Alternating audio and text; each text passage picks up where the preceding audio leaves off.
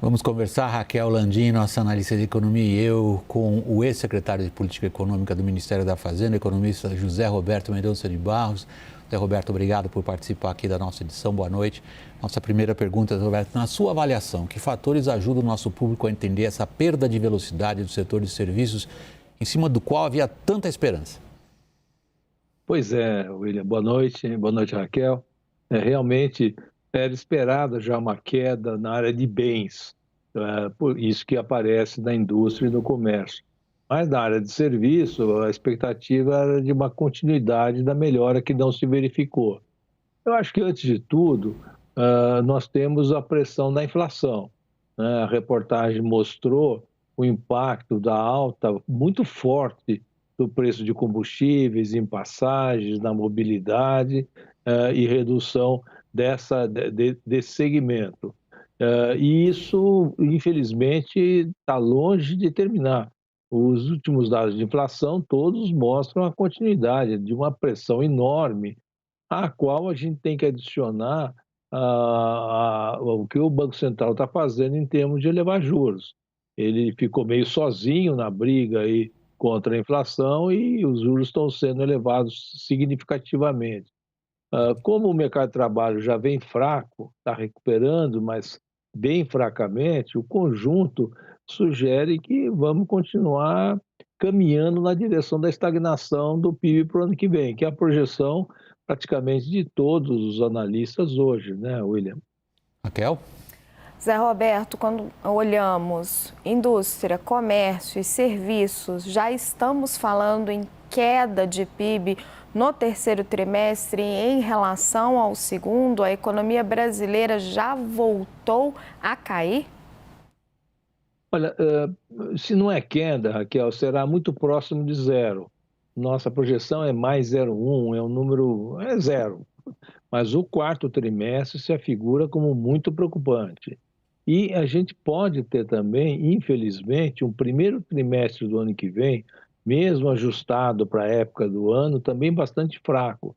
Então, o horizonte de uma recessão técnica, pelo menos, de 2 trimestres negativos consecutivos, é altamente, eu diria, provável, mais do que possível, se não no terceiro, pelo menos no quarto e no próximo.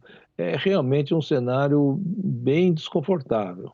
Zé Roberto, diante do quadro que você acabou de descrever, de uma recuperação muito aquém do que se previa, se esperava, se desejava, o que esse ritmo decepcionante sugere a você sobre qual será a política de juros, então, do Banco Central? Olha, ele vai seguir aumentando os juros. Para esse ano ele já disse que vai a 9,25, né? Isso já está dado. Toda a discussão é quanto vai aumentar além do final desse ano. Tem, como sempre, muitas apostas. Nós achamos que ele talvez vá para perto de 11%, que é um número espantoso, né? É um número muito alto. Lembrando que o próprio Banco Central disse uma coisa muito correta, né? Se a parte fiscal vai mal, o Banco Central não consegue segurar essa onda sozinho. E é verdade, ele não fará isso. Então, nós corremos o risco de ficar no pior dos mundos, isto é, os juros sobem muito, significativamente, com isso a atividade cai e continua a incerteza e o impacto negativo do desastre que está acontecendo na área fiscal.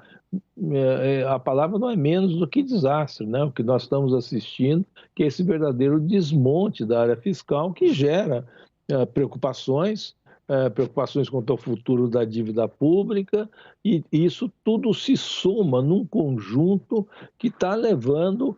E veja, Raquel, William, é exatamente o contrário de uma Europa, por exemplo, né?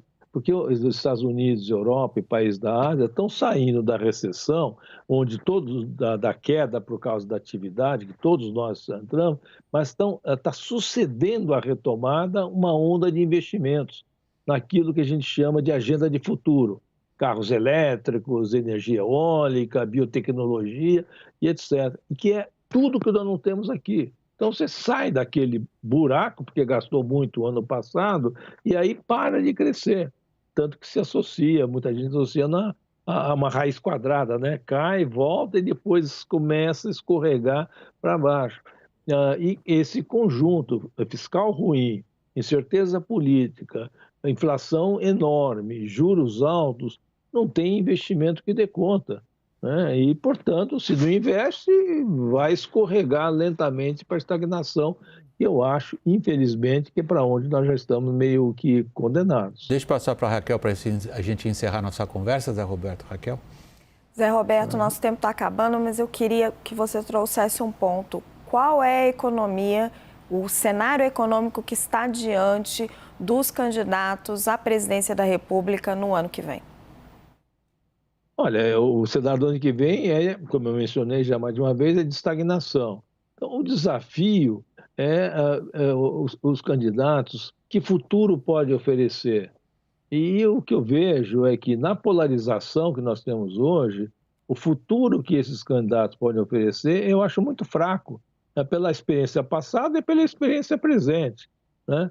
E o que realmente todo o país deseja é um governo mais ou menos normal, que traga as coisas para a normalidade e, mais do que tudo, reacenda a esperança com o futuro e que possa trazer o investimento. Sem investimento, ninguém cresce. Esse continua sendo, desde 2015, o nosso grande desafio, como trazer de volta o investimento e o crescimento, que é que o resto do mundo está fazendo e nós, infelizmente, não estamos.